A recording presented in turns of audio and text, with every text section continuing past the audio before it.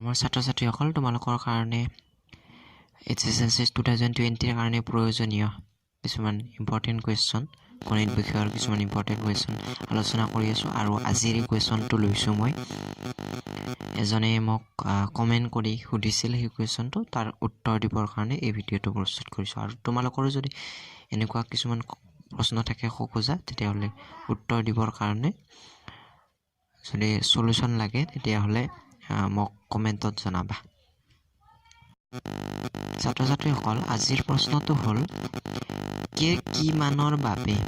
9x² + 8kx + 16 = 0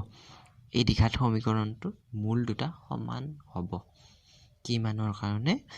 কেৰ কি মানৰ কাৰণে এই দ্বিঘাত সমীকৰণটোৰ মূল দুটা সমান হ'ব সলিউশনত লিখিছোঁ কি দ্বিঘাত সমীকৰণটো 9x² + 8kx + 16 = 0 আৰু ইয়াত আমি যদি দ্বিঘাত সমীকৰণৰ যেটো আৰ্হি এই আৰ্হি মতে লিখো আৰ্হি মতে ax² + bx + c = 0 আৰ্হিত যদি চাও এই মতে হ'ব a = 9 b = হ'ব 8k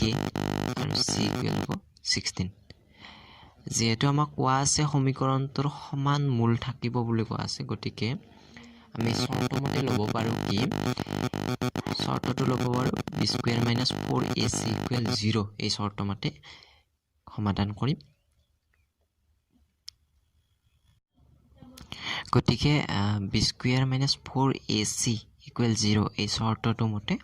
আমি কেৰ মান উলিয়াব পাৰিম সেই কাৰণে আমি c a b c ইয়াৰ মান কেটা যেটো b² - 4ac = 0 ইয়াত বহুৱাই দিম বহুৱাই দিলে হ'ব কি b ৰ মানটো আছে 8k b² আছে গতিকে স্কয়াৰ দিলে হ'ব নেক্সট আছে 4 * a ইয়াৰ ভ্যালু আছে 9 আৰু c ৰ ভ্যালু আছে 16 গতিকে 4 * 9 * 16 = 0 ইয়াত 8² মানে হ'ব 64 আৰু k² - 4 * 9 * 16 = 576 = 0 এটো ইফালে আসলতে এটো মই একে তা লাইনতে কৰি দিলো এটো যদি এনেকে কৰো 64k² = 576 ইয়াত এটা লাইন হ'ব ইয়াত কি কৰিলো এটো মাইনাস হৈ আছে ইফালে প্লাস হল নেক্সট এটো হ'ব কি যদি এটো k² এটো 64 টো ইয়াত মাল্টিপ্লিকেশন হৈছে ইফালে হলে ডিভাইড হ'ব গতিকে 576 ক যদি 64 ৰে ডিভাইড কৰো 9 হ'ব দেন এই k² আছে ইফালে স্কয়াৰ টো উঠাই দিলে ইফালে ৰুট আহিল ৰুট দিলে 9 ৰ ৰুট হ'ব 3 গতিকে নিৰ্ণয়ক কেৰ মান হ'ব 3